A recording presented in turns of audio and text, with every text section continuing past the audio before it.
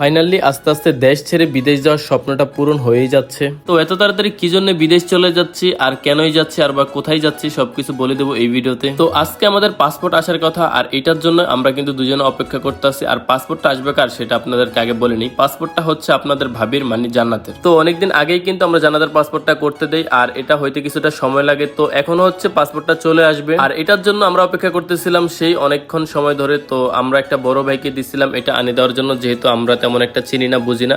তো ভাইয়া গেছে আর ভাইয়া চলে আসবে, আর মূলত ভাইয়ার জন্য আজকে আমরা দাঁড়িয়ে দাঁড়িয়ে অপেক্ষা করতেছি। তো অনেকটা সময় হয়ে গেল দাঁড়িয়ে আছি, আর দাঁড়িয়ে থাকতে থাকতে আর ভাল লাগতেছিল না, যার জন্য কল দিলাম, কিন্তু কলেও পাচ্ছিলাম না। যাই হোক, তারপর আমরা কিছু সময় ওয়েট করি, যেহেতু আর কোনো উপায় নাই। তো কিছুক্ষণ সময় আমরা আরো ওয়েট করি। ওয়েট করার পর দেখি অবশেষে ভাইয়া চলে আসতেছে, আর ভাইয়াকে দেখে আমি একটু অবাক হই, কারণ ভাইয়ের হাতে কোনো কিছু ছিল না। ভাবলাম ভাইয়া মনে হয় না নিয়েই চলে আসতেছে। তারপর এসে ভাইয়া বলতেছে এইটা করতে যে আমার কত কষ্ট হয়েছে, কতক্ষণ কত জায়গায় লেট করতে হয়েছে, তোকে বলার ভাষা নাই। তো যাই হোক, আমি তার সাথে কোলাকুলি করে নিলাম, আর সে বলতেছে ধর ভাই আগে তোর পাসপোর্টটা তুই নে, তারপর আমাকে মুক্ত কর। তো গাইস, এখন আপনারা ভাববেন যে পাসপোর্ট করছি কেন, কোথায় যাব, তো সবকিছুর অ্যান্সার এখনই দিতেছি। তার আগে আপনাদেরকে বলে নেই, এটা হচ্ছে আমার ওয়াইফের পাসপোর্ট, তো তার হাতে দিয়ে দেয় আগে। তো পাসপোর্টটা তাকে দিয়ে দিলাম, আর এটা হচ্ছে তার লাইফের প্রথম পাসপোর্ট, সে একটু বেশি খুশি। তো এখানে ভাই থেকে অ্যাডভান্স নিলাম যে কিভাবে ভিসা লাগাতে হবে বা কোথায় গেলে বেস্ট হবে ট্যুরের জন্য। তো সবকিছুই বাইরে আমাদেরকে বুঝিয়ে দিচ্ছিল।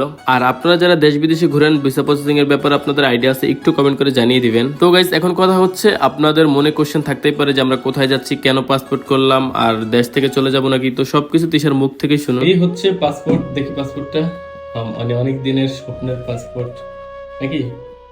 হ্যাঁ, কেমন লাগতেছে এখন তোমার কাছে? আমার অনেক ভালো লাগতেছে, কারণ আমার তো মানে অনেক আগে থেকে ইচ্ছা যে আমি দেশ বিদেশ ঘুরবো। তো ফাইনালি সেটা স্বপ্ন পূরণ হওয়ার কাছাকাছি। এখনো আমার পাসপোর্ট আসছে মাত্র, এখন আমার জামাইটাও বাকি আর কি, মানে ওটা বাকি, তো একটু লেট হবে। এটা করতে কয়দিন সময় লাগছে? অনেক দিন লাগছে। আমার তো মানে হচ্ছে আমি ছোট মানুষ না, এই জন্য এইগুলোর প্রসেসিং হতে হতে হতে তো অনেক দিন লাগছে। তো বলো, আমার পাসপোর্ট জামাইয়ের আগে বউ পাসপোর্ট পেয়ে গেছে, তো তোমার রিয়াকশন কি? আমার রিয়াকশন, আমার খারাপ লাগতেছে। মানে আমারটা হয়ে গেলে তো এখন আমরা একটা ট্যুর দিয়ে আসতে পারতাম। খারাপ লাগতেছে কি বলো? তোমারটা হয়েছে, আমারটা হবে ইনশাল্লাহ। ইনশাল্লাহ হবে, বাট আমারটা থাকলে কিন্তু আমরা এখন যেমন ধারে কাছে কোথাও চলে যেতে পারতাম। বাট আমার ইচ্ছা আছে ফার্স্টে এইসব বাইরের দেশে না যে ইন্ডিয়াতে যাওয়ার, ইন্ডিয়া ঘুরে আসবো। আর আমার সব থেকে বড় ইচ্ছা, এটা আমার অনেক আগে থেকে ইচ্ছা, যে মানুষ আমরা বাংলাদেশের মানুষ, বাংলাদেশে ফুল বাংলাদেশ না ঘুরে আমরা চলে যাই বাইরের দেশে ঘুরতে, জিনিসটা কেমন জানি অ্যাকওয়ার্ড লাগে। তো এই জন্য ভাবছি বাংলাদেশে মানে আরো অনেক জায়গা ঘোরার বাকি আছে, আগে আমি সব ঘুরবো, তারপর বাইরে যাওয়ার প্ল্যান আছে। এর মধ্যে তোমারটাও এসে যাবে। যাই হোক, সবাই দোয়া করবেন আমাদের জন্য।